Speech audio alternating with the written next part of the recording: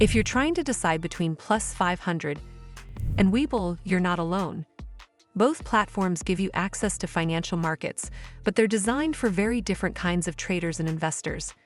Let's break down what each one offers, their strengths, and where they might fall short, so you can figure out which is the right fit for you. First up, let's talk about Plus500. Plus500 is a CFD broker that focuses on making trading as straightforward as possible. The platform is clean, intuitive, and user-friendly, offering CFDs on forex, commodities, indices, ETFs, shares, and even cryptocurrencies. A big advantage of Plus500 is its risk management tools, such as guaranteed stop-loss orders, which can help protect traders during volatile market conditions. For those who want to speculate on short-term price movements across a wide variety of markets, Plus500 provides a simple way to do that. But there are trade-offs. With Plus500, you never actually own the assets you're trading. Everything is based on CFDs, so there are no dividends, no shareholder rights, and no long-term wealth building. The platform also has limited research tools, no advanced charting compared to professional platforms, and doesn't allow for deep customization. It's built for accessibility, not sophistication. Now let's turn to Webull. Webull is a commission-free trading platform that's much more focused on US investors. Unlike Plus500, Webull allows you to buy and own real stocks, ETFs, options, and cryptocurrencies.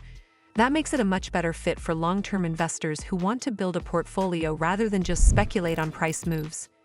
Webull is also known for offering surprisingly advanced charting and analysis tools within its free platform, making it appealing to intermediate traders who want more than just the basics.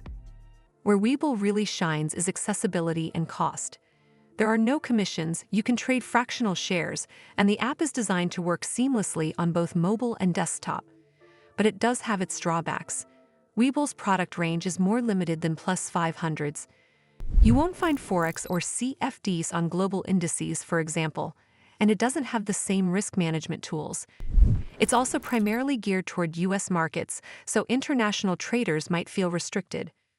So, which one should you choose? If your goal is short-term trading and speculation across a variety of global markets, and you value simplicity and risk controls, Plus500 is the better fit. But if you're looking to invest in real stocks and ETFs with zero commissions, while also having access to strong charting tools, Webull makes more sense, especially if you're focused on the US market. In short, Plus500 is for CFD traders who want a simple way to speculate, while Webull is for investors and active traders who want real asset ownership with commission-free trading. Both are beginner-friendly, but your choice really depends on whether you want to trade prices or build an actual portfolio.